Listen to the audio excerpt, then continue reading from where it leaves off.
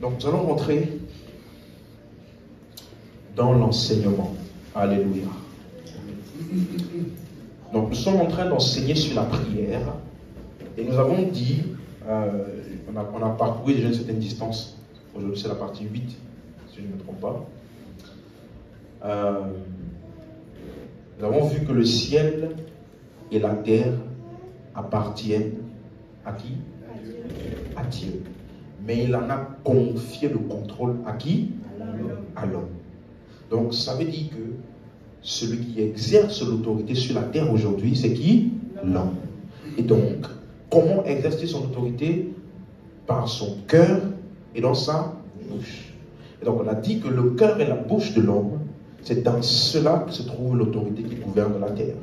Voilà pourquoi lorsqu'on étudiait, on a commencé à parler de la foi, on a vu qu'en fait ce qu'on appelle la marche par la foi, ou le fait que tu agisses ta foi, en fait c'est l'exercice de l'autorité, puisque la foi c'est ce que tu crois dans ton cœur et que tu dis de ta bouche, et c'est ça que tu verras s'accomplir. Donc on a commencé donc à voir comment on applique cette autorité dans la prière. Et dans Luc chapitre 11 verset 2, nous avions dit que Jésus a dit, quand vous priez, dites. Donc ça veut dire que ça ne s'arrête pas à ce que je crois ou à ce que je pense, ça doit être dit. C'est clair? Est-ce que j'ai pris le temps de bien expliquer ça ici? Donc ça veut dire que ce ne sont pas mes pensées qui se réalisent, ce sont plutôt les paroles. Dis amen. Donc dimanche dernier, j'ai commencé à toucher rapidement la place. Quelle est la place de la volonté de Dieu dans la prière? On se rappelle? Dans Matthieu 5, verset 44, Jésus a dit, aimez vos ennemis. Et on a vu que le verbe qui est juste après ça dans l'original, c'est le verbe prier. Amen. Donc, comment tu aimes ton ennemi, aimer vos ennemis, ça se fait d'abord dans la prière. Et dans la prière, il dit, bénissez ceux qui vous maudissent, faites du bien à ceux qui vous haïssent. Donc, dans la prière, je prie, je bénis. Et je ne maudis pas. Vous suivez? Et c'est exactement ça que Jacques a enseigné lorsqu'il a dit, de la même bouche, dans Jacques 3, il dit de la même bouche peut sortir la bénédiction, par la même bouche, nous bénissons Dieu, et par la même bouche, nous maudissons les hommes qui sont à l'image de Dieu. Et puis il dit, il ne faut pas, mes frères, qu'il en soit ainsi. En d'autres termes, en tant que croyants, nous devons uniquement bénir et ne pas maudire. Si tu es avec moi toujours, dis Amen. Amen. Donc, quelle est la place de la volonté de Dieu dans la prière? La place de la volonté de Dieu, ça s'engage dans le fait que ce que Dieu exauce et qui engage sa puissance, ce ne sont que des prières pour bénir et pour faire du bien. Amen. Donc, ça veut dire que dès le moment où je lance des paroles de malédiction, je prononce des paroles pour détruire, même si c'est dans un moment de prière, ce n'est plus la puissance de Dieu qui est engagée, ce sont d'autres esprits. Amen. Donc c'est dans ça qu'on parle de la volonté de Dieu dans la prière. Ce pourquoi je prie doit être dirigé vers le bien, pour bénir, pour sauver, pour délivrer, et non pas pour détruire. Parce que ce n'est que dans ça que la puissance de Dieu peut agir. Et donc en revenant à l'autorité, nous avions parlé du centenier romain. Nous avons dit dans Matthieu 8, verset 9, on a vu qu'il a dit, j'ai plusieurs soldats sous mes ordres, et je dis à l'un, va et il va, et à l'autre, viens et il vient. On a donc vu que le point clé dans l'utilisation de l'autorité, c'est, tu dois te poser cette question, est-ce que cette chose est sous moi? Est-ce que ce que je suis en train de vouloir dealer ou traiter par mon autorité, est-ce que c'est sous moi? Parce que si c'est sous moi, il dit, je dis à l'un. Donc, le moyen, la manière par laquelle nous exerçons notre autorité sur nos sujets, c'est par nos paroles. Est-ce que tu es avec moi jusqu'ici? Et donc, on a commencé à conclure en parlant de l'histoire d'Abraham et de Sodome et Gomorrhe. Quelqu'un se rappelle? On a vu que nous lisons ce genre d'histoire à la lumière de Christ. Donc, qu'est-ce que Dieu voulait faire dans ce récit? Qu'est-ce que Dieu voulait faire à Sodome et Gomorrhe? Hein? Qu'est-ce qu'on a vu? Dieu était fâché et il voulait détruire la ville? Non. Qu'est-ce qu'il voulait faire? Il voulait arrêter la destruction de Sodome et Gomorrhe. On a vu qu'il ne voulait pas arrêter le péché. Parce que la prière ne peut pas arrêter le péché. Puisque nous avions vu que la prière est sous l'autorité de le péché, pardon, est sous l'autorité de l'homme et non pas, mais le jugement est hors de sa portée. Amen. Donc, de quoi Dieu avait donc besoin pour arrêter la destruction de Sodome et Gomorrhe? Il avait besoin d'un homme. Ok? Donc, il avait besoin de la prière d'un homme pour arrêter la destruction. Ça veut dire que les paroles d'un homme dans l'Ancien Testament auraient pu arrêter la destruction de Sodome et Gomorrhe. Et je vous ai donc expliqué que il devait juste parler et continuer à parler. Mais qu'est-ce qu'il a fait? Il s'est arrêté de parler. Tout le monde a suivi ça jusqu'ici. Et on a dit, pourquoi s'était-il arrêté de parler? Parce qu'il s'était limité lui-même à cause du fait qu'il avait une perception ou une connaissance limitée de Dieu. Vous voyez que même ton niveau de persistance dans la prière va être dépendant de la révélation, de la compréhension que tu as de Dieu. Alléluia. Donc lorsqu'il a cessé de parler, le jugement est venu. Et c'est pour cela que ça n'a pas été référencé dans le Nouveau Testament, puisque ce n'est pas un exploit de foi. Il n'est pas allé jusqu'au bout. Amen. Ensuite, on a vu l'histoire de Daniel. Amen. Allons voir ça rapidement. Puisqu'on s'est arrêté dessus, je vais continuer à partir de là. Daniel 10, verset 12. Est-ce que tout le monde est à la page? Ok, j'ai fait un rappel très rapide. Daniel chapitre 10, le verset 12.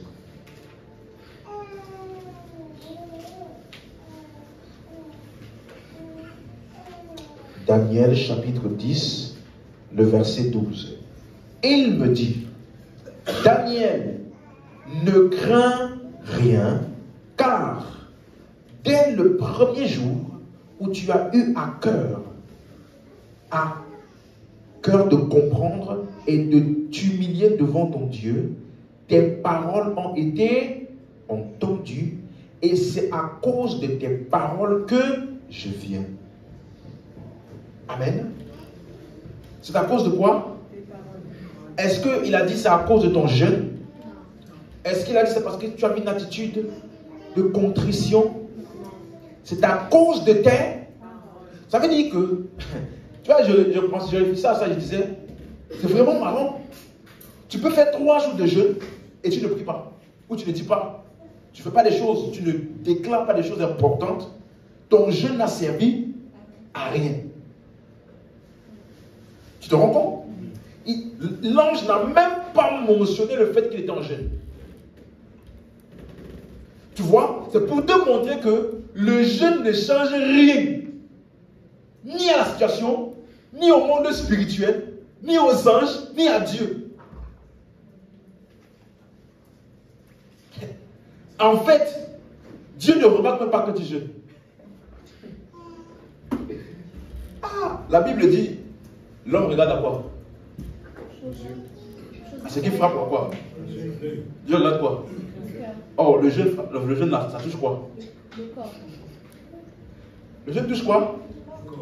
Donc, Dieu ne remarque pas ça. Voilà pourquoi l'ange est venu dire, c'est à cause de tes paroles que je viens ou que je suis venu. Donc, l'ange a bougé parce que Daniel a dit quelque chose. Si tu ne dis rien, rien ne change. Tu es avec moi? Si tu ne dis rien, et quand je dis, j'ai bien expliqué dimanche, il faut que tu dises, mais tu dois être clair dans ce que tu dis. Parce que si tu dis des choses floues, déjà si c'est déjà flou pour nous les hommes, combien plus faut raison les anges? Tu comprends maintenant? Ça veut dire que tu dois être clair dans ce que tu dis. J'ai dit Alain, va. C'est très clair. Il n'y a pas de suspicion, de zone d'ombre quant à l'instruction. Tu vois un peu? Donc, je suis venu à cause des paroles. Donc, ce sont des paroles qui ont donné une direction au mouvement des anges. Je suis en train de t'enseigner sur les anges en même temps. Parce qu'il y a des gens qui pensent que Dieu t'a demandé de parler aux anges. Dieu n'a demandé à aucun homme de parler aux anges. Et déjà à mon âge, tu vois, j'ai lu des livres où un homme de Dieu disait une fois, il a eu une vision. Dans la vision, il parlait avec Jésus. Jésus l'a apparu. Et puis derrière Jésus, il y avait un être très musclé derrière lui, tout ça. Et puis, il a demandé à Jésus, Jésus, c'est qui? C'est ton ange. Jésus a dit, c'est ton ange. Et il dit, il fait quoi ici? Il attend que tu donnes un ordre. Et donc, il a dit, va. Et puis là, il a dit, là, j'ai parti d'un ange, d'un vol rapide pour faire la chose qu'il a dit. Il dit, nous, on n'a pas fait ça dans la Bible. Hein? Tu as déjà vu Paul? Pierre dit ça. Ange, va régler ça. Et je me rappelle dans une des églises où je suis passé, j'avais un moment difficile, intérieurement, je me sentais vide. Je suis allé voir l'homme de Dieu, il m'a dit, je ne sais pas pourquoi je me sens vide comme ça. J'ai besoin d'un conseil. Il m'a dit,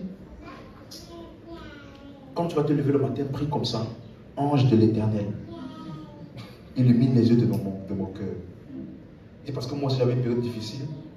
Et puis, mon ancien père spirituel m'avait dit de faire ça. Et à partir de là, j'ai commencé à avoir des visions, dans les songes et des expériences. Donc moi aussi, comme un bouton, je suis parti aussi dire, ange de l'Éternel. Moi-même quand je disais ange de l'Éternel, ça faisait un truc bizarre dans mon cœur. Je dis, mais comment je peux prier à l'ange? Et j'ai arrêté. Sans que personne ne m'ait dit d'arrêter, j'ai arrêté parce que en moi, ça ne témoignait pas. Je suis. Les anges prennent les instructions des hommes. Pas quand les hommes leur demandent de faire des choses, mais quand les hommes parlent en accord avec la parole. Donc quand je te dis, tu dois déclarer et tu dois parler dans la prière, ce qu'on appelle, oh, je n'ai pas envie de t'embrouiller, ce qu'on appelle aujourd'hui la puissance de Dieu, hein, qui va pour agir dans une situation. En fait, ce sont les anges. Plus de puissance est libérée, ça veut dire qu'il y a plus d'anges qui sont en action vis-à-vis de cette situation-là. Tu as compris? Voilà pourquoi dans l'histoire de Daniel, qu'est-ce qui s'est passé? Il a prié, l'ange qui est venu pour amener l'exaucement de sa prière a été quoi? Empêché, n'est-ce pas? Mais quand il a persisté dans la prière, un autre ange a fait quoi? Est venu pour le soutenir et pour l'aider.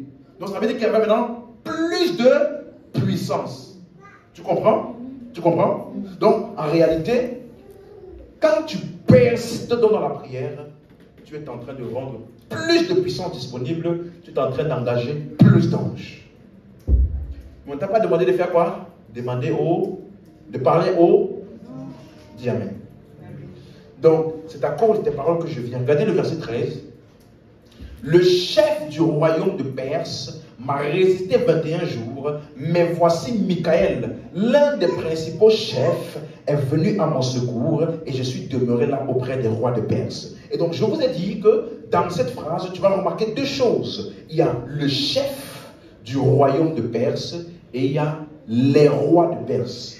Quelqu'un a remarqué? Et je vous ai dit que le chef là, dans la version anglaise, King James, c'est le mot prince. Ok? Le prince du royaume de Perse. Et on a vu que ça parle en fait d'un esprit. Ça parle d'un esprit. Ok? Quand tu vois le chef du royaume de Perse, voilà pourquoi il dit Michael, l'un des principaux chefs. Donc, chef ici, est-ce que Michael, c'est un nom? Non. C'est un? Non. Donc, ça veut dire que le chef du royaume de Perse était un esprit et Michael aussi est un esprit. Donc, l'ange d'abord lui-même qui est un esprit a dit qu'il a été résisté par un autre esprit qu'on appelle le chef ou le prince du royaume de Perse. Amen. Et donc, j'ai dit, cette résistance-là, ça s'est passé où? Où est-ce que ça se passait? Et donc, je vous ai dit que il dit, et je suis demeuré là auprès de qui? De qui? Des rois de Perse. Ce sont des hommes. Yes. Ok? Donc tout ça, ça se passait où? Dans les hommes. Vous comprenez? La résistance se passait où? Dans les hommes. Parce que qui est-ce qui devait ordonner la libération du peuple d'Israël? Ce sont ces rois-là. Ou alors ces hommes en autorité. Quelqu'un avec moi? Donc ce sont ces hommes-là qui devaient ordonner la libération du peuple d'Israël, de la captivité. Et donc, il y avait un esprit qui influençaient ces rois-là contre la prière de Daniel. Donc, ils ont pris des décisions contre la prière de Daniel. Et donc, il a fallu un autre appui spirituel pour briser cette première influence-là, afin que le roi ou l'homme en autorité puisse prendre la bonne décision. Tu es ici avec moi? Donc, l'ange a dit, depuis le premier jour où j'ai prié, je suis venu. Donc, c'est pour te montrer que le retardement dans l'exaucement à la prière ne vient jamais de Dieu. Dieu n'est jamais celui qui prend du temps à répondre. Par contre, souvent l'exaucement à la prière dépend des hommes. Voilà pourquoi ça prend plus de temps. Donc, on va voir ça par la suite, mais si aujourd'hui tu pries pour ta promotion dans ton travail, ça dépend de qui? Ton patron, n'est-ce pas? Donc, si ton patron est déjà, à cause de tes attitudes et tes actions là-bas, est déjà dans un mauvais mood vis-à-vis de toi, tu vois que ta prière là, ça va traîner. Tu vois un peu? C'est pas que Dieu t'a pas exaucé. Tu vois maintenant? C'est, il faut que cet homme soit convaincu de te promouvoir. Quelqu'un avec moi jusqu'ici? Donc, il faut que tu comprennes que des fois, la réponse à nos prières dépend des hommes. Et donc, lorsque Daniel a persisté dans la prière, il a persisté jusqu'à prévaloir. Donc, parfois, lorsque nous persistons dans la prière, nous sommes en train de prévaloir sur certaines choses. Quand nous persistons dans la prière, nous prévalons. Donc, aucun esprit, que ce soit un ange ou un démon, ne peut travailler sur la terre sans un nom. Parce que vous avez vu que ce soit l'exaucement à la prière, que ce soit la résistance, ça se passait où? À travers les hommes. Est-ce que c'est clair? C'est clair pour tout le monde? Voyons maintenant un texte, Luc 22, toujours dans la même lancée, la même continuité. Luc 22, verset 52. Vous allez voir que lorsqu'ils ont arrêté Jésus, il y a un événement qui s'est passé très bizarre. Luc 22, verset 52. Luc 22, verset 52. Est-ce que tout le monde a trouvé? Oui? On peut lire? Ok.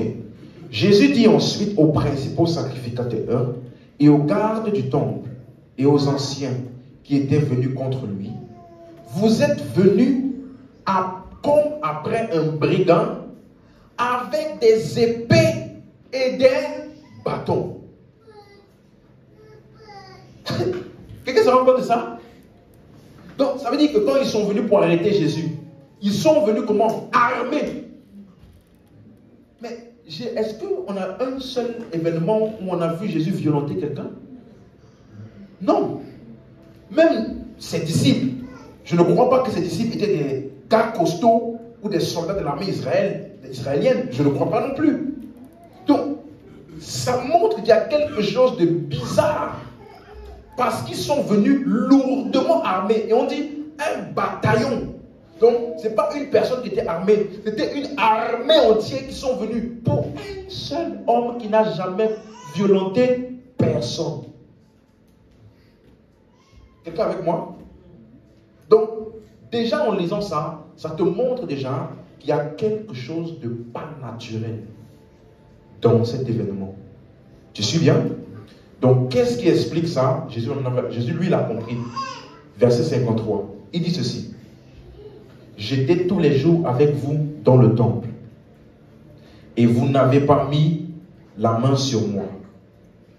Mais c'est ici votre heure et la puissance des ténèbres. Quelqu'un a la version sommaire de ça? Quelqu'un peut trouver la version sommaire? Version semeur. 53. Oui.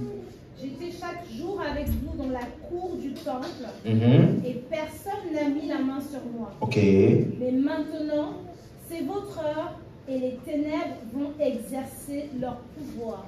Tu as compris? Donc, qu'est-ce qui se passait là? Qu'est-ce qui est en train d'exercer son pouvoir? À travers qui? Quelqu'un comprend maintenant? Donc, c'est pour cela que, tu vois, donc, la puissance des ténèbres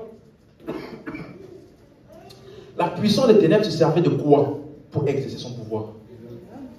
Ok? L'autorité humaine. C'est clair pour quelqu'un?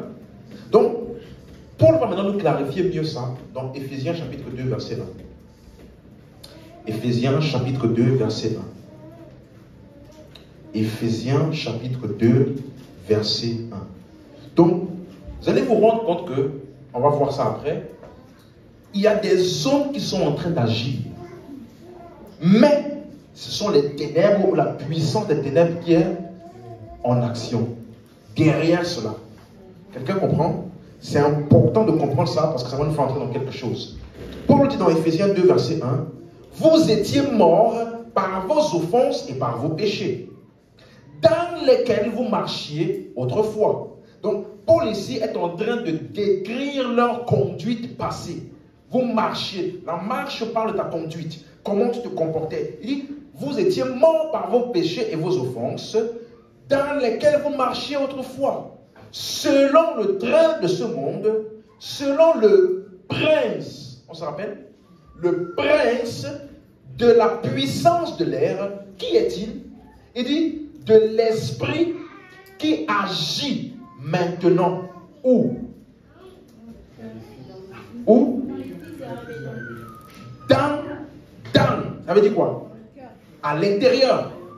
Donc, si tu veux identifier l'action du prince du monde, du prince de la puissance de l'air, c'est où? Dans les hommes. Ça veut dire qu'un homme va faire quelque chose. Ok? Mais ce n'est pas lui. Ce n'est pas de lui que lui vient cette inspiration de faire ce qu'il a fait. Il est influencé par quelque chose qui agit en lui. Donc, les hommes sont venus pour arrêter Jésus. Et ils étaient armés jusqu'aux dents. Mais pourquoi? Jésus dit, c'est parce que c'est votre heure. Donc, avant cette heure-là, ces hommes-là n'étaient pas sous cette influence-là.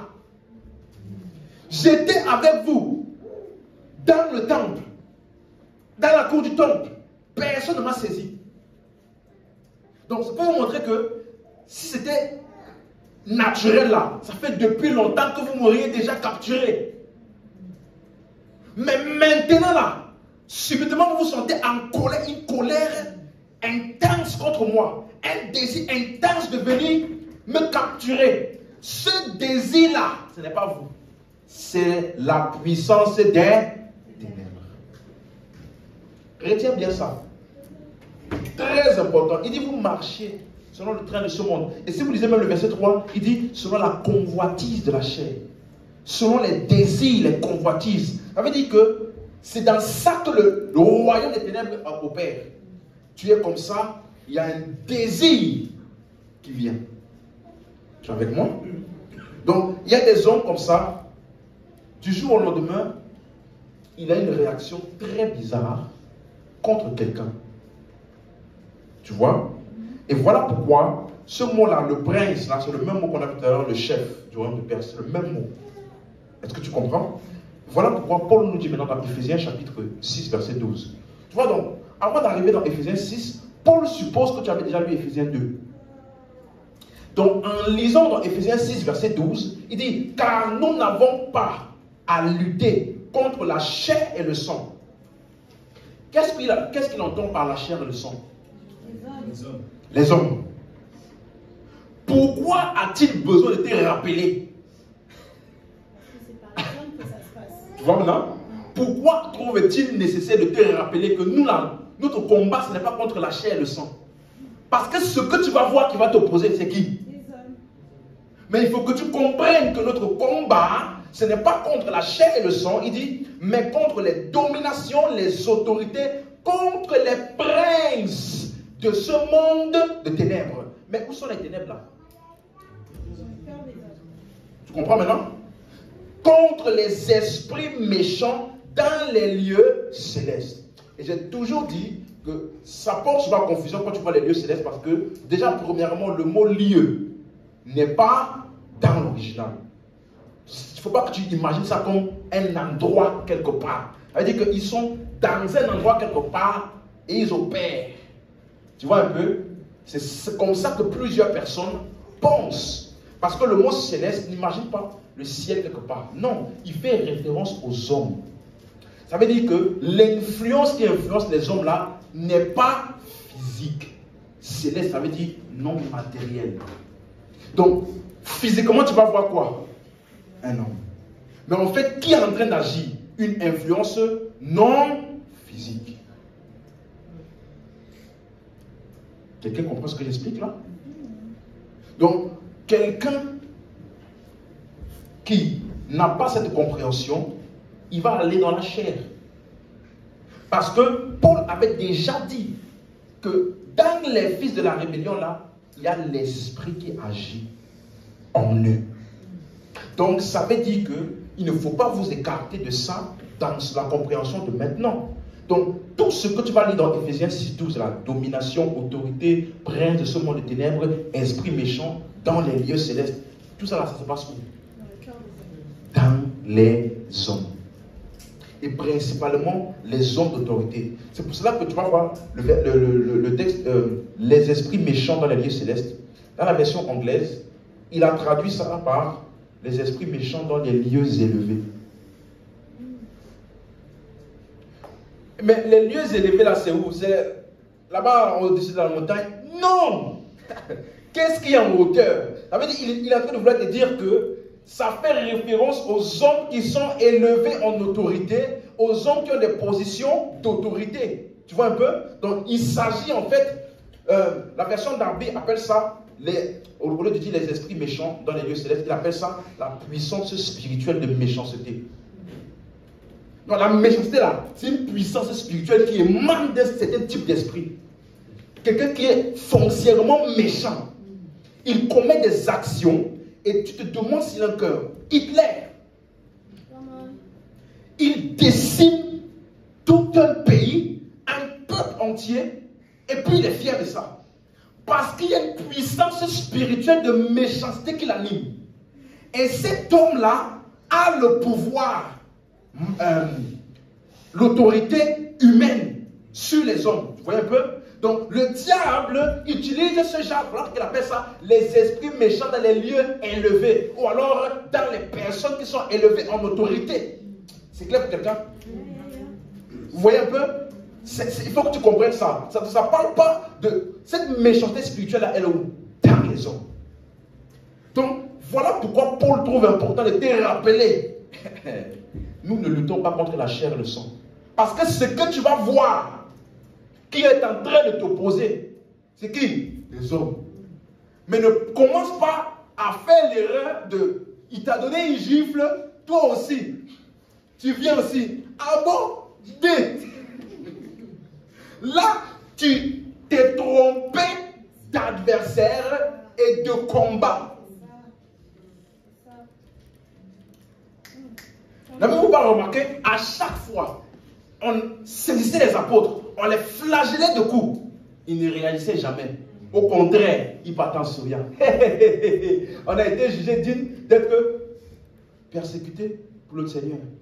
Donc, eux là, la flagellation là, ils avaient une compréhension différente de ça. Ils ne voyaient pas ça comme ces gens-là ont quelque chose contre nous. Non, nous on ne lutte pas contre eux. Ah non, mais je suis parti évangéliser, on m'a craché dessus. C'est déjà arrivé? Ah, c'est déjà arrivé? Oh, ok. Moi, on m'a même déjà insulté, presque versé de l'eau comme ça. Non? Tu vois? Et si tu n'as pas la compréhension de ce que j'explique là, moi, je vais te dire bonjour, je vais te parler de, tu me craches. Ok. Tu vas voir que c'est pas parce que je parle doucement là que c'est tout. Je me rappelle, il y a un homme, il disait, moi là, quand on m'a plongé dans l'eau du baptême, j'ai levé ma main comme ça. pour m'assurer que ma main... Il a dit, pour m'assurer que ma main ne soit pas baptisée. Donc, tout mon corps est doux. Mais si tu t'amuses, ma main va te faire comprendre que je vais pas dans l'eau. Ok. Amen. Hein? Donc, nous ne luttons pas contre la chair. On va voir un événement tout à l'heure. Mais regardez, dans Acte 16, par exemple, on va lire ça après. Paul a simplement chassé un esprit de python dans une serpente. Juste ça. Et puis, toute la ville était enragée contre eux. Tous les souverains et les autorités se sont saisis d'eux. Ils ont même fait un conseil. Et ils ont décidé, on va les arrêter, on va les mettre en prison, on va les ruer de coups. Quelle est la logique dans ça? Quelqu'un veut moi jusqu'ici? Nous ne luttons pas contre la chaise. Comment tu peux chasser un démon et toute la vie? Ça me rappelle l'histoire du fou de Gadara. Jésus a chassé un esprit de folie, une légion, pardon, dans un fou. Normalement, quelle est la réaction? N'est-ce pas? Puisqu'on le voyait partout, il détruisait tout dans la ville, il déchaîne, tout, on essayait de l'enchaîner, ça ne marchait pas. Donc finalement, quelqu'un vient et il chasse cet esprit. La réaction doit être quoi? Gloire à Dieu. Mais, quelle est la réaction? Toute la ville s'est mise en colère. C'est ça qu'on dit, on ne lutte pas contre eux. Pourquoi seriez-vous en colère quand un fou a été libéré? Oh, mais les troupeaux ont été noyés. Mais qu'est-ce que les troupeaux là devant la vie d'un homme?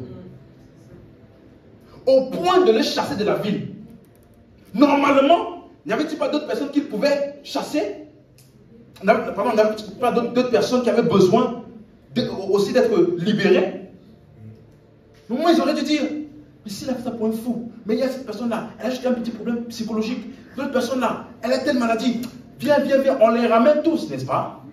Comment ça se fait-il? Comment se fait-il que lui, il chasse un esprit et puis toute la ville est enragée contre lui? Vous voyez un peu? J'écoutais un homme de Dieu, il disait, oh, c'est parce que dans la ville là, il faisait des trafics avec l'esprit. Ça là, il allait trop loin. Vous voyez? Mais quand tu lis Acte 16, on revient à l'histoire, Acte 16, verset 16, disons rapidement. Acte 16, verset 16.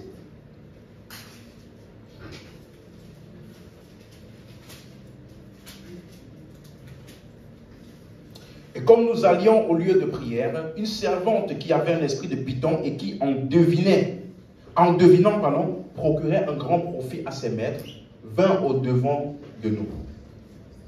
Et se mit à nous suivre, Paul et nous. Et elle criait, ces hommes sont les serviteurs du Dieu très haut, et ils vous annoncent la voie du salut. Elle fit cela pendant plusieurs jours. Paul, fatigué, se retourna et dit à l'esprit, je t'ordonne au nom de Jésus-Christ de sortir d'elle, et il sortit à l'heure même. Amen. Donc, maintenant regardez le verset 19. Les maîtres de la servante, voyant quoi? L'espoir de leur gain, se saisit de Paul et de Silas et les traînèrent sur la place publique devant les magistrats. Quelqu'un se rend compte de ce qui s'est passé là? On les a emmenés devant les magistrats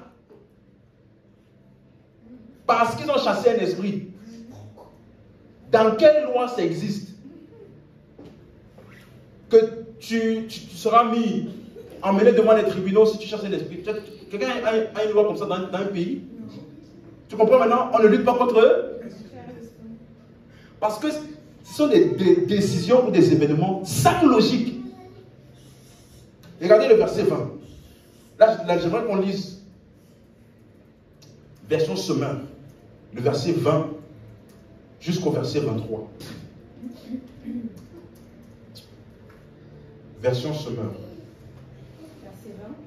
Oui. Ils les présentèrent aux magistrats romains et portèrent plainte contre eux en ces termes. Ces gens-là sont des Juifs qui jette le trouble dans notre vie. Amen. Ils ont porté quoi? Tu te rends compte? Quelqu'un a chassé un esprit, on va porter plainte contre lui. Donc ça t'explique déjà les événements qui se passent souvent de nos jours là. Un homme de Dieu il est comme ça, quelqu'un porte plainte. Non, il parle mal. Des raisons qui n'ont rien à voir. Ça n'a pas commencé aujourd'hui. Tu suis maintenant? Ils ont porté plainte et il dit, ils les ont menés devant les magistrats. Verset 21 dit, ils cherchaient à introduire, bon, ils continuent leur plainte, hein, ils cherchent à introduire ici des coutumes que nous qui sommes romains n'avons le droit ni d'accepter ni de pratiquer. Dites-moi quelque chose. Ça là, ça va pas y voir. Quelle coutume?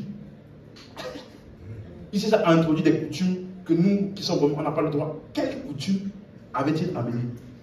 Aucune. Vous voyez? C'est pour ça que quand on prie, vous voyez, non? Que les hommes de Dieu soient quoi? Délivrés des hommes méchants et pervers. Parce qu'ils sont capables de conspirer une histoire qui n'a ni tête ni queue. Et puis tu te retrouves en vérité en prison. Tu te rends compte? L'histoire n'a aucun sens. Mais ça arrive dans toute son comment on appelle ça? Son insensité. Hein? Dans son aucun sens là. Dans son aucun sens là, ça arrive à t'amener en prison. Regardez. Ils ont introduit des coutumes. Quelles coutumes? Et verset 22. La foule se souleva contre eux.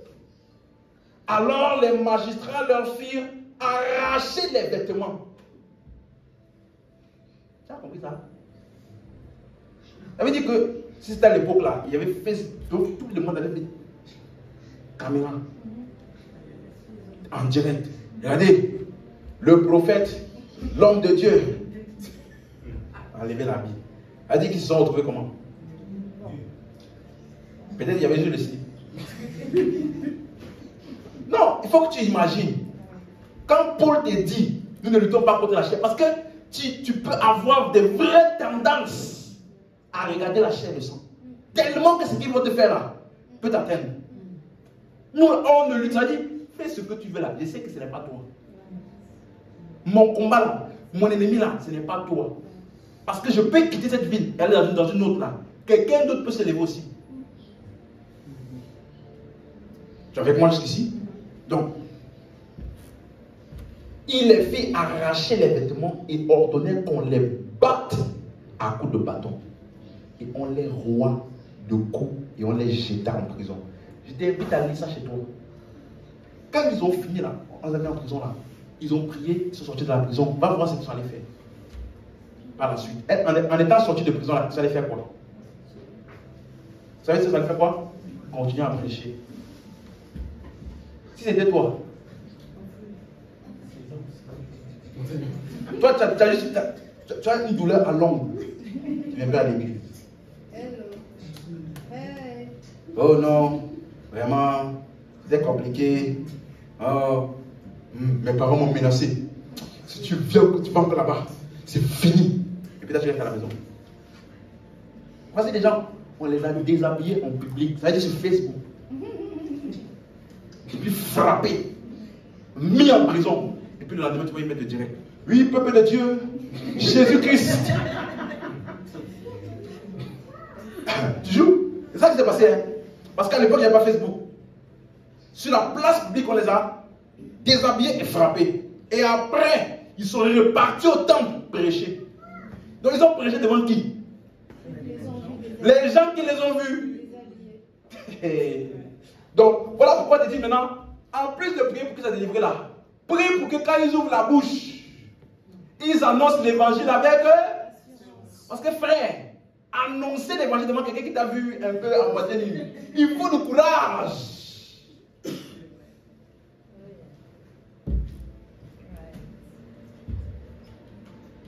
Les magistrats battaient de coups. Donc, qu'est-ce qu'ils ont utilisé ici? L'autorité humaine. Donc, Paul te rappelle, frère, ne fais pas l'erreur de regarder la chair et le sang. Il dit, il faut des complots contre toi, toi aussi, par derrière, tu vas faire des complots aussi contre eux. Complot contre complot. Tu t'es trompé de combat si tu fais ça. Allez, amen. Donc il faut plutôt être conscient qu'il y a une influence derrière eux qui les pousse à prendre ces décisions-là. Regardez 2 Corinthiens 10, verset 3. C'est très clair. 2 Corinthiens 10, verset 3. Amen, hein?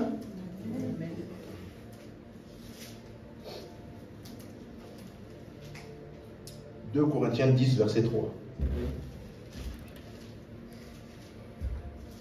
C'est bon? Regardez ce qu'il dit. Car les armes avec lesquelles nous combattons ne sont pas. Tu peux remplacer charnel par physique.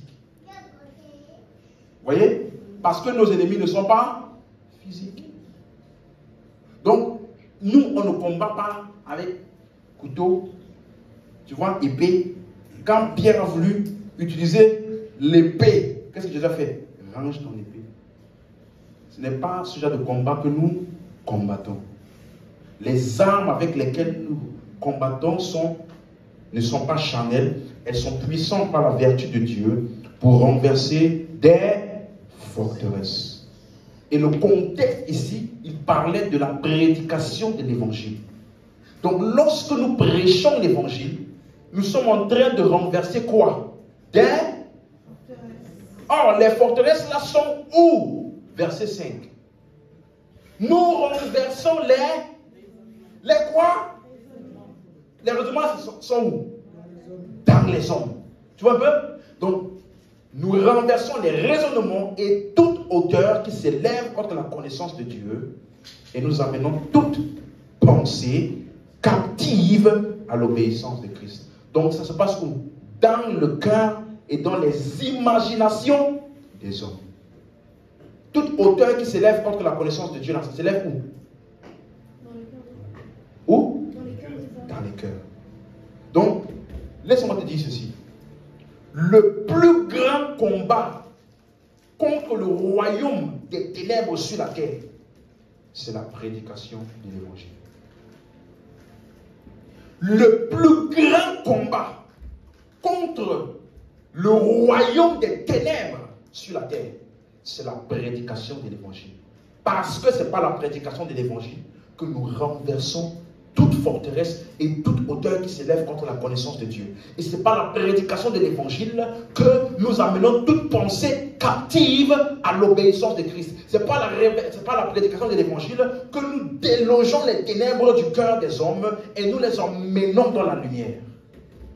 Pas la prédication de l'évangile. Et c'est aussi pour cela que une partie importante, sinon plus significative, de notre vie de prière est aussi principalement dans ce sens-là, pour l'évangile.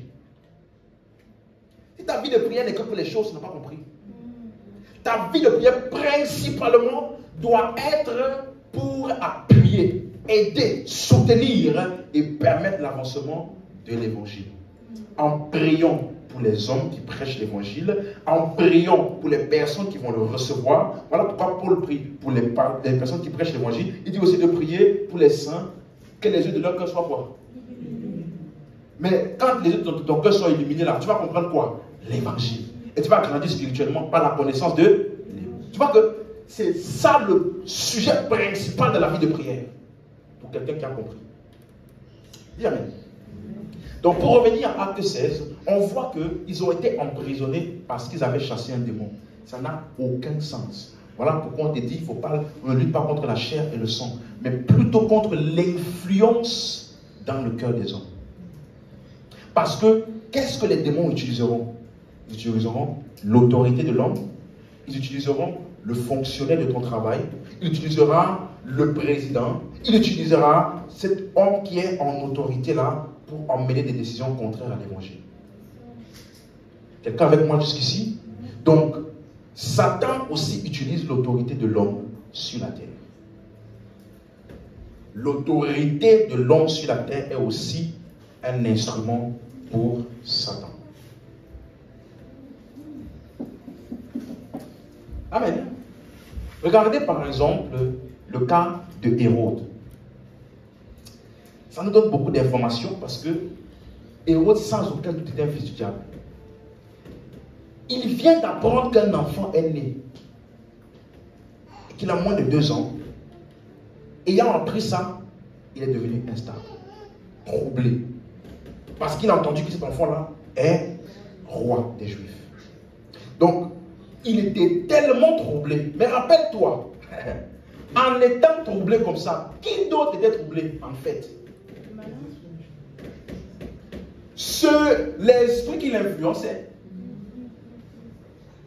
Est-ce que tu me suis? Je t'ai dit, si tu veux détecter l'action du diable ou son action, c'est à travers les hommes. Ce n'est pas au ciel, ce n'est pas nulle part. C'est dans les actions des hommes que tu arrives à détecter Satan et ses actions. Donc, voici un homme qui apprend qu'un enfant est né, il devient troublé, instable. Qu'est-ce qui le rend si instable? Et puis, les mages viennent et lui disent, nous allons aller adorer le roi des Juifs. Ils lui disent, et maintenant le héros lui dit, va. Et puis quand tu l'as trouvé là, reviens me voir. Pour qu'on aille adorer ensemble. Et là, je te montre comment Satan est orgueilleux. Pourquoi n'es-tu pas là avec eux directement? Il ne voulait pas que les gens voient qu'il les suit et qu'il ne sait pas l'endroit. Hein? Puisque tu marches derrière eux, ça veut dire que c'est eux qui te montrent le chemin, donc tu ne sais pas. Quelqu'un comprend ça? Il a dit, allez, quand vous trouvez là, revenez me dire. Comme ça va rester que entre toi et moi. Je ne sais pas où l'enfant se trouve. Et donc, ayant été averti en songe, les mages là, qu'il ne faut pas retourner voir qui? Le roi Hérode, qu'est-ce qu'il a fait? Il s'est mis dans une colère noire et a ordonné le massacre des enfants de moins de 2 ans. Quand tu dis ça dans la Bible, c'est une histoire pour toi. Et tu n'as pas idée de ce que ça veut dire. Imagine-toi ici. Moi j'ai un fils de 2 ans, un peu plus là. Imaginez-vous, toutes les personnes qui ont des enfants de moins de 2 ans. Imagine-toi, décimé dans tout le pays, par la décision d'un seul homme. Dans quel état se trouve le pays? Je parlais avec une soeur cette semaine, je dis, souvent les gens, quand ils se découragent dans leur avancement avec Dieu, ils pensent que ce découragement-là, c'est juste pour eux. Ça va juste les affecter eux. Tu suis? Quand tu es découragé et que tu n'avances pas vers le plan de Dieu, sache que ce n'est pas que toi ce qui est affecté par ça. Parce que Dieu, avant d'utiliser un homme, le prépare. Mais le diable aussi, avant d'utiliser un homme, il le prépare. Il y a des personnes qui ont grandi dans le dégoût, le rejet. Ils ont grandi avec une telle haine en eux. À cause de toutes les situations qu'ils ont. Toutes ces situations-là étaient le mode opératoire de préparation du diable pour un homme haineux. Qui un jour, quand il va avoir l'autorité, va maintenant être un outil entre mes mains. Parce que cette haine-là, je vais la manager comme il faut pour décimer. Comment est-ce que le diable a pu orchestrer un massacre de tous les enfants de moins de 2 ans dans tout un pays? Un homme a été préparé. Parce que s'il est prêt à tuer pour garder sa position de roi, ça veut dire que toute sa vie, il a vécu pour ce genre de position. Certainement a-t-il été rejeté dans son enfance. Certainement, il a besoin de ce genre de choses pour se sentir exister. Donc, laisse-moi te dire, voilà pourquoi aussi, ce genre de personnes-là, quand ils entendent l'évangile, qu'ils sont sauvés, tout l'enfer s'élève aussi contre eux, comme Paul. Tu vois? Parce que c'était un élément important. Pour qui? On dit Paul respirait même la colère, la haine contre les chrétiens. Il dit, je dois tuer les chrétiens. Je dois tuer les chrétiens. Chaque il respirait la haine contre les chrétiens. Et un gars comme ça a été converti. Imagine. Donc, toi aussi, n'importe quand tu te décourages, tu laisses tomber, tu ne sais pas que c'est un plan de Dieu aussi qui est en train de tomber à l'eau. Parce qu'il voulait ta préparation là, c'est parce qu'il y a des gens qui attendent d'être libérés par qui? Par toi. De la même manière que le diable aussi prépare ces gens-là pour que par eux aussi, la destruction de plusieurs va se faire. Donc, que tu sois conscient de ça ou non, ta vie ne compte pas que pour toi seul. Il y a Hérode. Ça veut dire que tout un pays, tous les enfants de moins de 2 ans, décimés. Est-ce que quelqu'un peut s'imaginer ça? Amen.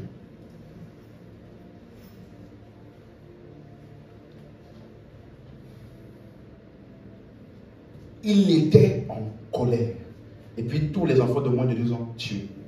Mais tu vois, comment a-t-il su que l'enfant avait moins de 2 ans? Hein? Les mages. N'est-ce pas? Ça veut dire que, note ceci, parce qu'il y a trop de gens qui surestiment Satan. Comment les démons savent-ils? À travers les hommes qu'ils possèdent. Ce que l'homme qui sait possède là, c'est ça qu'il sait.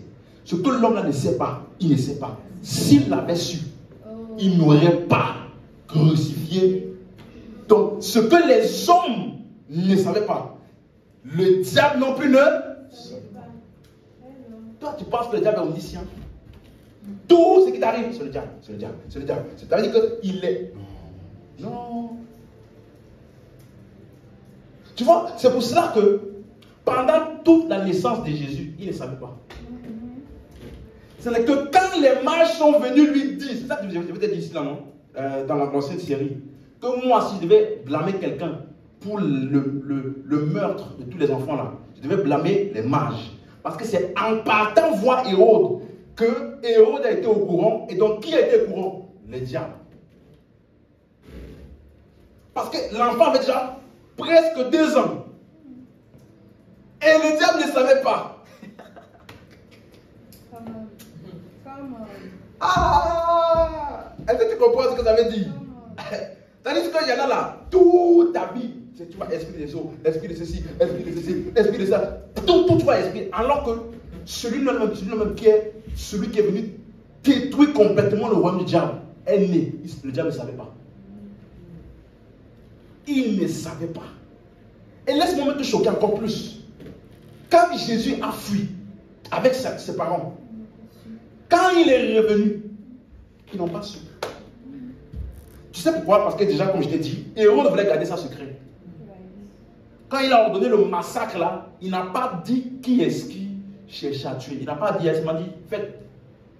Donc le diable, encore une fois, utilise quoi? L'autorité, les hommes élevés en autorité pour accomplir ses plans. Quand ils ont fait ça, quand Jésus est revenu, il partait au temple. Personne n'a dit, il est revenu, il est revenu. Non. Parce que quand il était parti, Hérode n'avait pas dit que voici l'enfant que je cherche, il est comme si. Il avait dit ça à personne.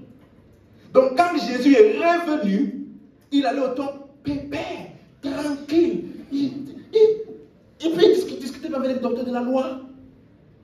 Personne ne savait que c'était lui le garçon qu'on cherchait à tuer. Quand est-ce que le diable a su encore pour la prochaine fois? Quand Jean-Baptiste a dit maintenant, voici l'agneau de Dieu. Et immédiatement, il a été tenté dans le... Regarde comment le diable est ignorant. Donc, Jésus est parti en Égypte. Le diable ne savait pas. Il est revenu. Le diable ne savait pas. Il n'a reçu. Tu comprends? Il a su à nouveau quand Jean-Baptiste a mentionné qui il est. Est-ce que c'est clair maintenant? C'est clair pour quelqu'un? Donc, c'est pour te montrer que tout est encore limité à quoi? À la connaissance et à l'autorité des hommes. Donc, le diable aussi sait ça. En fonction de ce que les hommes savent. Il te montre encore plus à quel point, comme je t'ai toujours dit, l'homme est l'université de la connaissance de Dieu. Parce qu'il a été designé pour que les anges puissent connaître par lui. Même les démons connaissent par les hommes qu'ils possèdent, en qui ils habitent là. S'il l'avait su, il n'aurait pas crucifié. Donc ça veut dire que, suis-moi, le simple fait d'être un président d'un gouvernement aurait pu empêcher la rédemption. Tu es avec moi? Regarde, Pilate aurait pu dire, ne le touchez pas. Je lui assigne une protection 24 heures sur 24. Il ne doit pas mourir. Même si les malades ont tous les médicaments qu'il faut, il ne doit pas mourir. Il aurait fait ça. Personne ne serait sauvé. Tous les gens qui attendaient à le séjour des morts là, ils seraient sur la voie de la table. Tu comprends un peu? L'autorité humaine aurait pu stopper tout ça là. Quelqu'un comprend ça? Et tout ça par l'autorité humaine. Donc comment est-ce qu'ils ont tué Jésus? Encore l'autorité humaine. Rappelez-vous, dans Ecclésiaste 8, verset 4, on avait dit ça ici. Là où il y a la parole d'un roi, il y a la puissance. Quelqu'un se rappelle? Donc, comment ont-ils tué Jésus? Pilate a dit quoi? Crucifiez-le. C'est fini. Un homme, Ecclésiaste 8, verset 4, un homme a dit, c'est bon, faites-le. Et puis, ça s'est fait.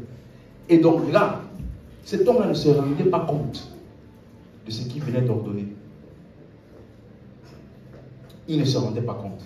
Parce que la Bible dit que c'est par sa mort, Hébreux 2, verset 14, c'est par sa mort qu'il a détruit ou anéanti celui qui avait la puissance de la mort, c'est-à-dire le diable. Comment le diable exerçait-il sa puissance de la mort? Par les... Comment a-t-il exercé la mort de tous les nouveaux-nés? Donc, celui qui avait la puissance de la mort, comment exerçait-il ça? À travers les hommes. Donc, l'autorité humaine, importante. Alors, quand tu entends ça, tu peux pas commencer à penser, non, les chrétiens doivent donc être au pouvoir politique. Les chrétiens doivent donc être les présidents, les gouverneurs. Non. Non, non, non, non, non, non, non. Laisse-moi, je vais t'expliquer. Quand je vais arriver dans l'autorité gouvernementale, là, ta pensée sera renouvelée très très rapidement. Je vais arriver à ça. Parce que ça ne sert à rien de mettre un bon pilote dans un navire qui coule. Ou dans un navire défaillant. Si le navire est défaillant, peu importe ce que tu mets là, le problème n'est pas la personne, mais c'est le système déjà en lui-même. Quelqu'un me suit? Donc on va arriver dessus. Donc, si Pilate et Hérode avaient fait une réunion, mon gars, ne le touchons pas. Ne le touchons pas. Jésus, nous t'aimons. On va même venir à ton église. C'est où? Et il dit, il ne l'aurait pas crucifié. Mais grâce soit rendue à Dieu. Hey! Et ce que dans sa sagesse là, ce sont des choses que l'œil n'a point vues, que l'oreille n'a point, et qui ne sont point montées au cœur des princes de ce monde. Au cœur des hommes en autorité. C'est-à-dire, ils n'auraient jamais imaginé ça, même dans leur plus grande sagesse. Dieu a comment dire? Je vais dire ça en anglais, mais... Il a caché. Pas, je n'ai pas le mot caché, mais il a... En tout cas, il a établi son plan dans une sagesse qui n'est pas la sagesse de ce monde. Donc, c'est là que tu vois que, comme j'ai dit la dernière fois, c'est ça la puissance de la connaissance. En cela, la connaissance surpasse l'autorité. Dans ce contexte. Parce que tu ne peux pas exercer ton autorité sur ce que tu ne sais pas. Tu ne peux pas agir contre ce que tu ne sais pas. Tu vois un peu? Donc, celui qui a la connaissance a l'avantage de celui qui n'a que l'autorité. Celui qui a la connaissance a l'avantage de celui qui n'a que l'autorité. Parce qu'il peut faire à celui qui a l'autorité agir son autorité à son propre escient, contre lui-même, sans le savoir, parce qu'il manque la connaissance. Amen. Bon. Dans tous les événements là, vous allez constater une confusion. Regardez par exemple quand ils ont tué Jésus. Matthieu 27, verset 62. Parce que quand ils ont tué Jésus, normalement tout le monde devait jubiler. Ouf! Amen! Finalement il est mort. C'est réglé maintenant. Mais regardez, personne d'entre eux n'était dans la paix. Matthieu 27, verset 62. Le lendemain, qui était le jour après la préparation, les principaux sacrificateurs et les pharisiens allèrent ensemble auprès de Pilate. 63. Et ils dirent, Seigneur, nous nous souvenons que cet imposteur a dit, quand il vivait encore, après 3 jours, je ressusciterai. Verset 64. Ordonne donc que le sépulcre soit gardé jusqu'au 3e jour, afin que ses disciples ne viennent pas dérober le corps et dire au peuple, il est ressuscité des morts. Cette dernière imposture serait pire que la première. Quelqu'un a vu ça? Il est déjà mort. Pourquoi tremblez-vous? Il avait parlé, vous dites qu'il est mort. Pourquoi tremblez-vous? Donc tu vois que il pressentait qu'il y avait quelque chose qui se passait. Quelqu'un avec moi? Pourquoi Jésus est parti dans le séjour des morts? Amen. Donc, ils ont dit, rassemblons plus de soldats. Amenez même un bataillon. Comment on peut garder la tombe d'un homme mort avec un bataillon? Ça n'a aucun sens. Quelqu'un avec moi? Tu es d'accord avec moi? Un gars mort, tu mets un bataillon devant sa tombe. Pourquoi? Est-ce que tu comprends ça?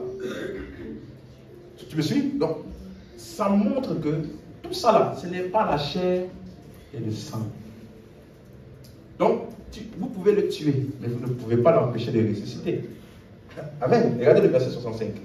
Pilate leur dit, vous avez une garde, allez, gardez-le comme vous l'entendrez. Verset 66, ils s'en allèrent et s'assurèrent du sépulcre au moyen de la garde après avoir scellé la pierre. Quand maintenant Jésus a été ressuscité, la pierre a été roulée, ils sont partis raconter partout quoi, que son corps a été volé. On s'en rappelle? Et donc ils ont propagé ce message-là pendant 42 jours. Mais un jour, Pierre est entré devant la porte du temple. Il a rencontré un homme boiteux.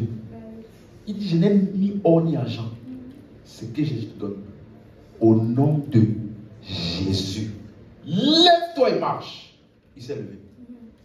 Quand on les a questionnés, avec quelle autorité tu fais ça? Disons, acte 5, verset 27. Qu'est-ce qu'il a dit? Après qu'il les eut emmenés en présence du Sanhédrin, le souverain sacrificateur les interrogea en ces termes. Ne vous avons-nous pas défendu expressement d'enseignant ce nom-là?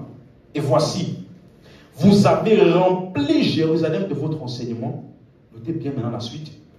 Et vous voulez faire retomber sur nous le sang de cet homme.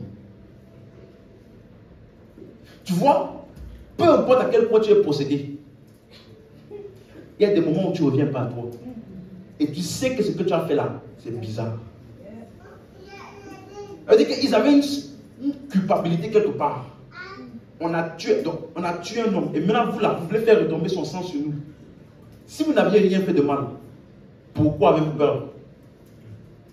Vous comprenez un peu? Maintenant, regardez la réponse de Pierre. Verset 30. Je suis dans Acte 5. Verset 30. Le Dieu de nos pères a ressuscité Jésus que vous avez tué. Quel est ça? Il dit, vous voulez faire retomber sur nous le sang de cet homme-là. Il dit, ne te préoccupe plus de son sang là. Laisse ça. Le Dieu de nos pères a ressuscité Jésus que vous avez tué en le pendant au bois. Verset 31. Dieu l'a élevé par sa droite comme prince et sauveur pour donner à Israël la repentance et le pardon des péchés. Verset 32. Nous sommes témoins de ces choses, de même que le Saint-Esprit que Dieu a donné à ceux qui lui obéissent. Donc, Pierre lui dit, est en train de dire, celui que vous avez tué là, Dieu l'a ressuscité. En d'autres termes, vos informations que vous avez propagées dans toute la ville disant qu'on a volé son corps là, c'est faux. Et pour ne pas qu'il commence à demander, ok, s'il est ressuscité là, vous avez mis son corps où? Pour ne pas qu'il pose la question, Pierre lui-même a répondu, il a été élevé à la droite de Dieu. C'est écrit, ouais. Pour ne pas qu'il commence à dire, ok, son corps, il a été élevé à la droite de Dieu comme prince et sauveur. Il dit, et nous en sommes témoins. Donc, ils sont témoins de quoi? Qu'est-ce qui témoignait les miracles qu'ils venaient de faire? Donc, la preuve qu'il est resté là, regardez les miracles qui se font en son nom. Là, vous ne pouvez plus régner qu'il est encore vivant. Et que désormais, il est sorti de votre sphère d'autorité. Amen. Donc, toute l'agitation que vous allez voir maintenant dans le livre des Actes des Apôtres, on les arrête et puis on les relâche. Et puis ils prêchent encore, on les arrête et puis on les relâche. Et puis ils prêchent encore, on les arrête, on les relâche. J'ai pris pour quelqu'un ici. Quelle que soit ce qu'on va faire contre toi pour que tu n'arrêtes de prêcher l'évangile, tu vas continuer. C'est eux qui vont se fatiguer. Amen. On les arrête, on les relâche, ils prêchent. On les arrête, on les relâche, ils prêchent. Tu sais pourquoi? La confusion dans ces hommes qui les arrêtaient là n'était que la manifestation de la confusion du diable. Je pensais qu'il était mort. Mais maintenant là, je le vois partout. Ce qu'il faisait est fait en multiplicité maintenant dans plusieurs endroits en même temps. Donc le point clé que je voulais mettre en exergue, l'action donc humaine, tout ça peut t'expliquer quoi? Que l'action humaine est nécessaire pour que tout ce qui est spirituel se produise sur la terre. L'action humaine est nécessaire pour que tout ce qui est spirituel se produise sur la terre. Et note bien, ce qui est spirituel là, ça se produit où? Dans l'homme. Et c'est l'homme qui agit dessus pour le manifester. C'est clair? C'est clair pour quelqu'un? Donc l'action humaine est la plateforme de manifestation de ce qui est spirituel. Et c'est donc pour ça que nous prions. Alléluia. Laissez-moi terminer en disant ceci. C'est aussi pour ça que quand tu maudis, rappelez-vous, Jésus avait dit aux disciples là, qui voulaient ordonner que le feu descende du ciel, on se rappelle, vous ne savez pas de quel esprit vous êtes. Donc, ça veut dire que quand vous maudissez, quand les gens maudissent, et que le mal arrive, c'est leur autorité qu'ils ont cédé au mauvais esprit. Parce que rappelez-vous, les mauvais esprits ont besoin des hommes. Parce que, suis-moi, de la même manière quand tu chasses un démon, tu dis une parole, n'est-ce pas? Et ils obéissent. Quand tu maudis, qu'est-ce que tu fais? Tu es en train de leur dire quoi? Vous pouvez agir. Et puis qu'est-ce qu'ils font? Ils agissent. Donc c'est l'autorité d'un homme qui permet à un démon d'agir. C'est ça qui se passe quand un homme maudit. Quand il maudit, il donne des paroles de malédiction, il cède son autorité à des démons. C'est pour ça que ça ne vient pas de Dieu. Et laissez-moi donner un détail. Ce n'est pas parce que tu as mentionné Dieu dans ça là que c'est Dieu qui a agi. Au nom de Jésus, qui tombe et meurt. Pas parce que tu as dit au nom de Jésus que c'est l'esprit de Jésus qui va agir. Hein?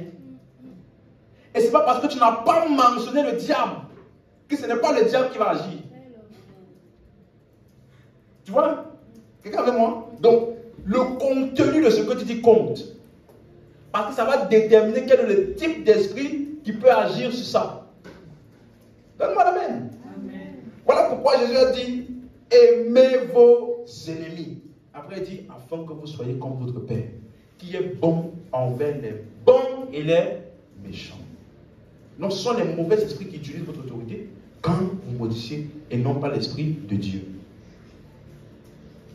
Ils agissent sur ta parole négative.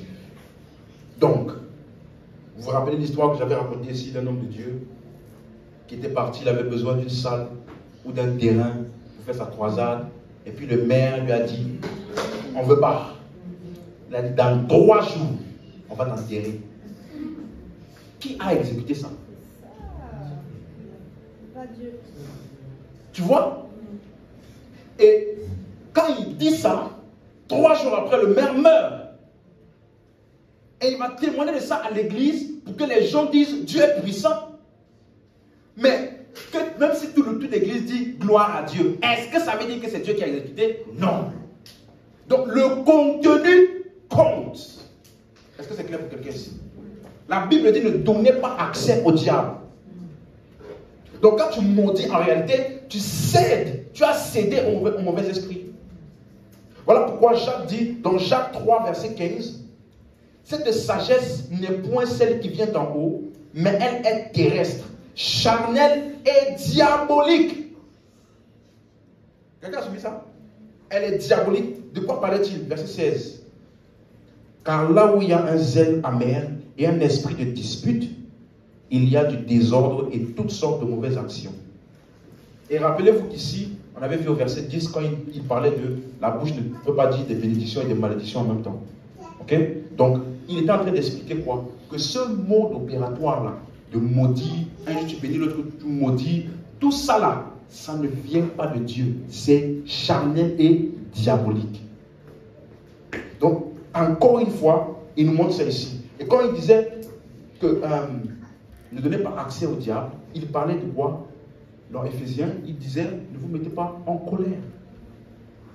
Que le soleil ne se couche pas sur votre colère. Tu sais, il y a des gens, ils ont plus de résultats dans la malédiction que dans la bénédiction. Tu as compris ce qu'il vient de dire là?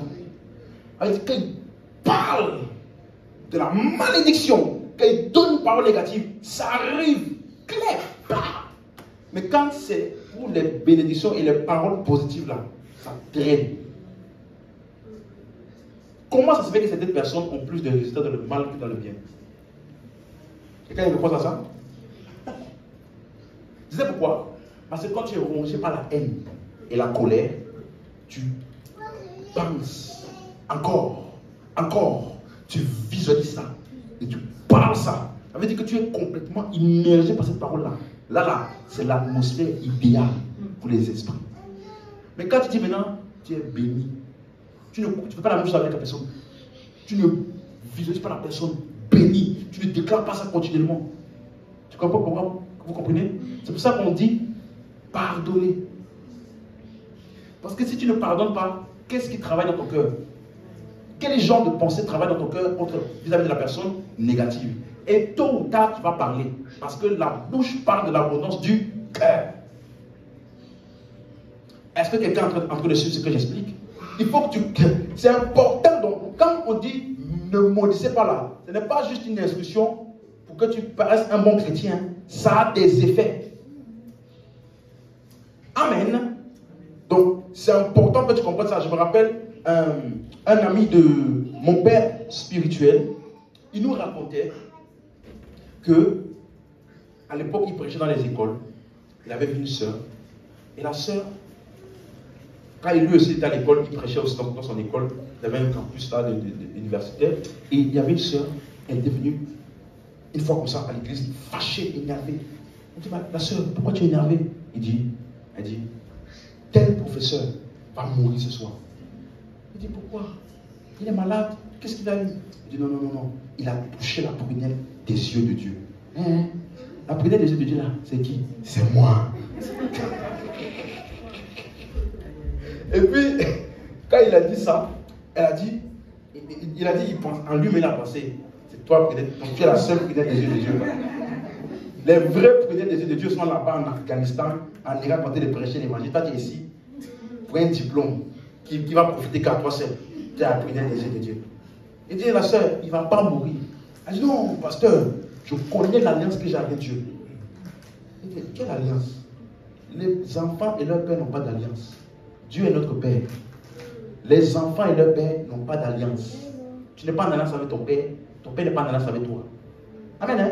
Amen. Tu comprends? Donc, il a dit, il ne mourra pas. Et puis elle a dit, moi, je sais ce que Dieu m'a dit. Il va me venger, il va agir à ma faveur. Et donc, après, il a continué, il a dit, il ne mourra pas. Après, il nous a expliqué. Il a dit, parce que j'avais deux préoccupations. Déjà, ce professeur, je l'aimais bien, parce qu'il m'a beaucoup aidé à l'école. Première des choses. Deuxièmement, il n'était même pas encore sauvé. Toi, tu veux qu'il meure, il n'est même pas encore sauvé. Tu es inspiré par qui? Qui veut que les gens non sauvés meurent vite? Tu vois? Et donc, et il a dit, certainement que sa venue là-bas et son intervention là a arrêté quelque chose. Parce qu'elle aurait pu parler comme ça vraiment et ça aurait pu enclencher quelque chose. C'est tellement que sa venue là-bas a arrêté quelque chose parce que lui, il a donné une parole contraire à cette parole-là, à cette fille. Quelqu'un comprend ce que je dis? Donc, et puis il a dit, un an après, il est repassé dans la même école, il a vu la fille, et puis il a dit, hey, ça va la soeur, tu es bénie. Tu sais, l'homme là, il n'est pas moi. Hein? En plus, aujourd'hui, il a une bonne position d'autorité dans le pays. Je l'ai vu à la télé récemment, il allait en pleine forme. Tu vois, tu n'as pas besoin que les gens meurent pour que tu réussisses. Il n'y a que le diable qui pense comme ça. Tu n'as pas besoin que les gens diminuent, baissent pour que toi tu montes. Non, il n'y a que le diable qui pense comme ça. Quelqu'un avec moi? Donc, le cœur de l'homme est l'incubateur de la prière.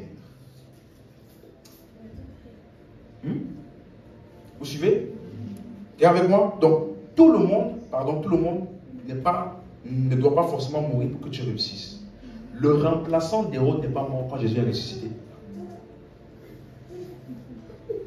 Hérode, il était mort, n'est-ce pas? Quand Jésus était ressuscité là, celui qui l'avait remplacé là, qui était en poste là, il n'est pas mort. Quelqu'un comprend? Parce que Dieu n'opère pas comme ça. Donc ce qui s'est passé au temps de Daniel, c'était qu'un esprit a empêché la prière et Daniel a persisté et l'aide est venue. Donc le cœur de l'homme est l'incubateur de la prière. Note ça.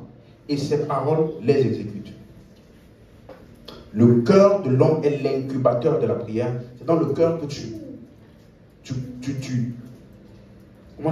conçois tout. Et ce sont tes paroles qui les exécutent. Voilà pourquoi on dit qu'il faut dire. Amen. Répète ceci avec moi. Je ne confierai pas mes paroles au diable. Je soumettrai mes paroles à la puissance de Dieu. Tu as compris ce que ça veut dire? Vous savez ce que ça veut dire? Et tu sais très bien que la puissance de Dieu ne détruit pas, ne tue pas, n'amène pas à la destruction. Par contre, elle libère, elle guérit et elle restaure. Donc, utilisons nos paroles dans ce sens-là.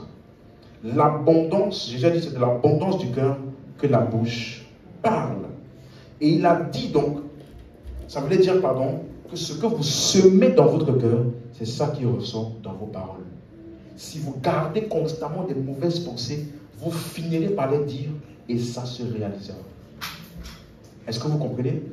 C'est pour ça que dans Matthieu 15, il avait dit, du cœur sortent quoi? Les meurtres et les adultères. Du cœur. Et tu vois, avec la compréhension que j'ai aujourd'hui, je peux dire que le meurtre là, ce n'est pas simplement le fait de prendre un couteau et de tuer quelqu'un. Ça peut être aussi des paroles que tu as déclarées pour coopérer avec des esprits pour causer la mort. Tu es un meurtrier. Oui. Parce que la Bible dit, on a vu ça dimanche, dans les paroles là, c'est un venin mortel.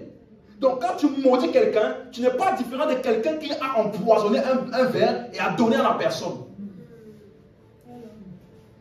Donc le venin mortel là est communiqué par des paroles et aussi physiquement. Donc toi qui maudis, tu n'es pas différent d'un meurtrier.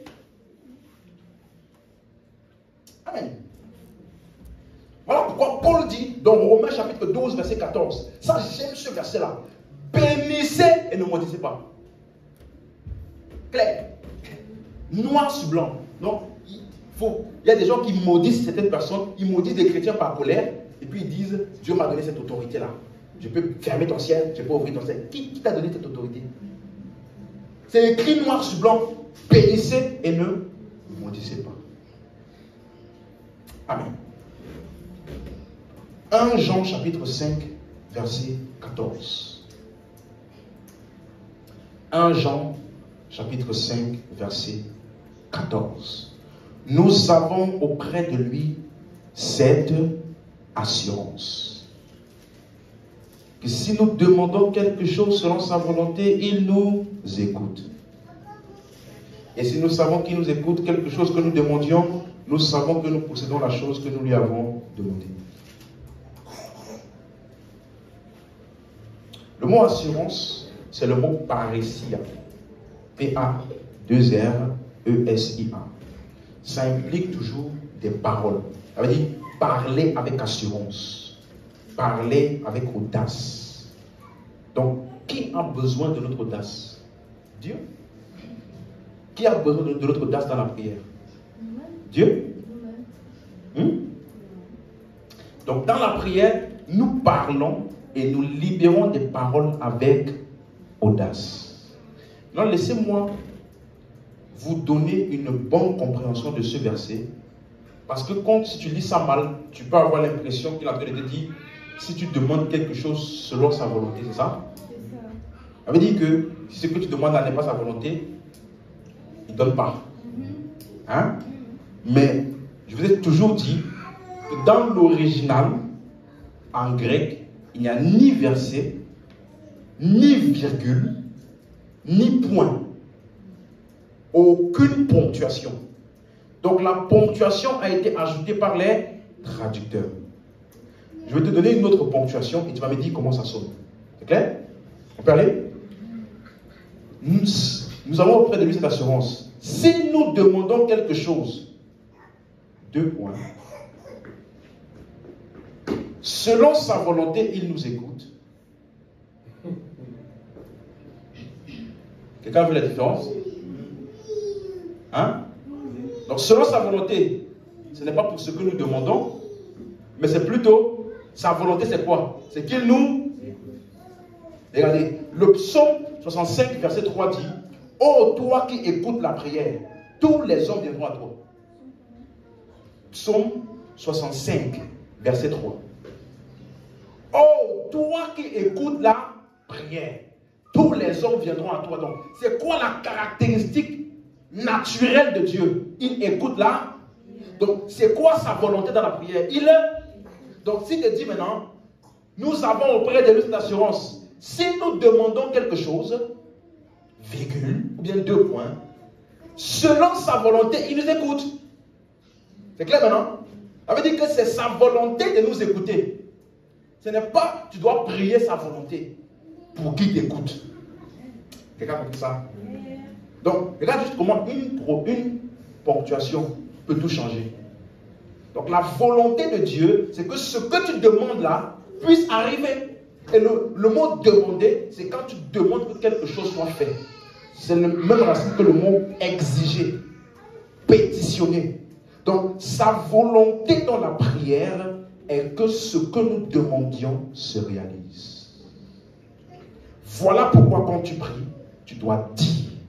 La prière est l'exercice de l'autorité en demandant que les choses soient faites. On peut se lever.